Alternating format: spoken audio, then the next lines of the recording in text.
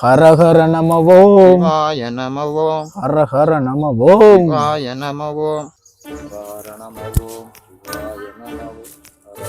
சாமி, எனக்கு ரொம்ப நாள் ஆகும் கல்யாணமே ஆக மாட்டேங்குது சாமி. இனிமேலாவது நடக்குமான்னு என் ஜாதகத்தை பார்த்து சொல்லு. உன்னிடம் 3000 ரூபாய் இருக்குதல்லவா? இருக்கிறது சாமி. எனக்கு ஜாதகம் எல்லாம் தேவையில்லை, உன் கைரேகையை பார்த்தே கணித்து விடுவேன்.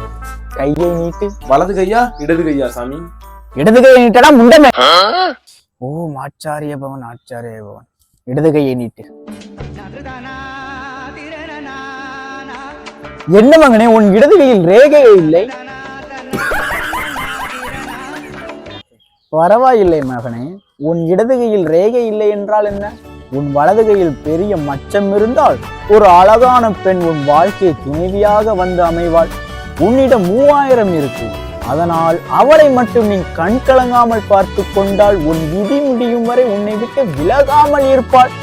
உன்னிடம் 3000 ரூபாய் இருக்கு மகனே. அந்த 3000 ரூபாய் என் வலது கையில மச்சமே இல்ல, இன்னொரு 3000 ரூபாய் வேறையா? போச்சாமி. மகனே, நீ மட்டும் அந்த 3000 ரூபாயை கொடுக்காமல் போனால் நீயோ துலாம் ராசி, அதற்கு துன்பங்கள் கோடி வந்து அடையும் மகனே. அதற்கு நானும் என் சிஷியனும் ஆளாக மாட்டோம்.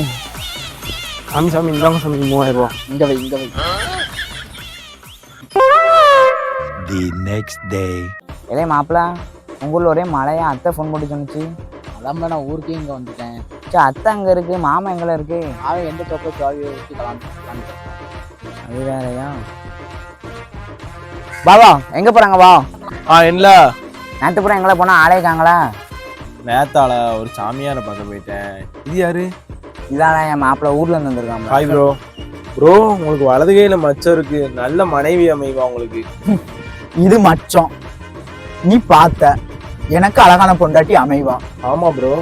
ஏ கூவ, இது மச்சம் இல்ல, என் பொண்டாட்டி பட்ட சூடுடா. சாமியார் அப்படிதான் ப்ரோ சொன்னாரு. சாமியாரா? எந்த சாமியாரு? நம்ம குங்குமம் போட்டு சாமியாரு.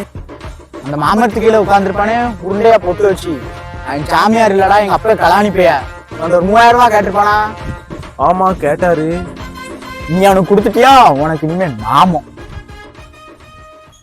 சென்றுவா மகனே. 3000 பங்கு என்னது 3000 ரூபாய்? 1500 பங்கு பிடிக்க சொல்லுதியோட. ஒரு 1000 கொடுமாமா, காட்டுல போய் தோட்டம் சாப்பிடுறேன். மகனே, இது போன்ற போலி சாமியார்களை நம்ப வேண்டாம் மகனே. அவன் கோழி சாப்பிடுவதற்காக உன் வீட்டு வேலியை கூட விற்க வைப்பான். இத்துடன் உங்களிடமிருந்து விடை பெறுகிறேன்.